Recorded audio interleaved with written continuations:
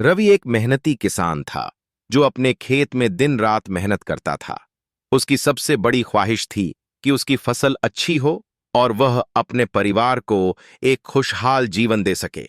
लेकिन हर साल किसी न किसी वजह से उसकी मेहनत बेकार चली जाती थी।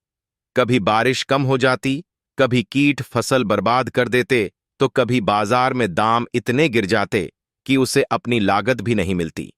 हर बार की असफलता उसे अंदर से तोड़ रही थी, लेकिन फिर भी वह हिम्मत नहीं हारता था। एक साल रवि ने बहुत मेहनत से अपनी फसल उगाई थी।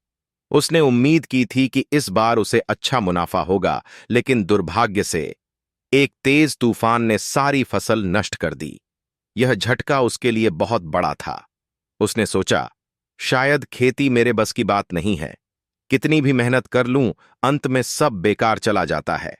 थक हार कर रवि ने फैसला किया कि वह खेती छोड़ देगा और किसी और काम की तलाश करेगा। लेकिन तभी गांव के बुजुर्ग रामलाल ने उसे रोक लिया। वह बहुत अनुभवी थे और उन्होंने रवि को समझाया, बेटा, असफलता का मतलब यह नहीं कि तुम हार गए। असफलता ही सबसे बड़ा शिक्षक होती है। यह हमें सिखाती है कि हमने कहाँ गलती की और अगली बार हमें क्या सुधारना चाहिए। रवि को उनकी बात ने गहराई से प्रभावित किया। उसने सोचा कि सच में हर बार की असफलता में कुछ सीखने को तो जरूर मिला था। इस बार वह अपनी गलतियों को सुधारने के इरादे से आगे बढ़ा।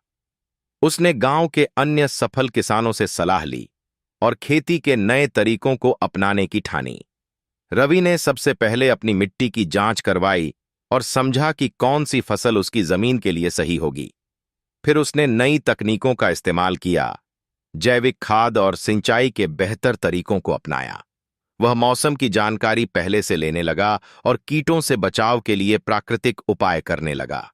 धीरे धीरे उसकी मेहनत रंग लाने लगी। उसकी फसल अच्छी होने लगी और उसकी आमदनी बढ़ने लगी। कुछ सालों में वही रवि, जो कभी खेती छोड़ने का सोच रहा था, अब गांव का सबसे सफल किसान बन चुका था। गांव के लोग अब उससे खेती के गुर सीखने आने लगे। शिक्षा, असफलता अंत नहीं होती, बल्कि यह हमें कुछ नया सीखने और आगे बढ़ने का मौका देती है। अगर हम हार मानने के बजाय अपनी गलतियों से सीखें और खुद को सुधारें, तो सफलता निश्चित है। रवि की कहानी हमें यह सिखाती है कि जीवन में कितनी भी मुश्किलें आएं, हमें धैर्य और मेहनत से आगे बढ़ते रहना चाहिए। असली जीत उनकी होती है जो गिरकर दोबारा खड़े होते हैं।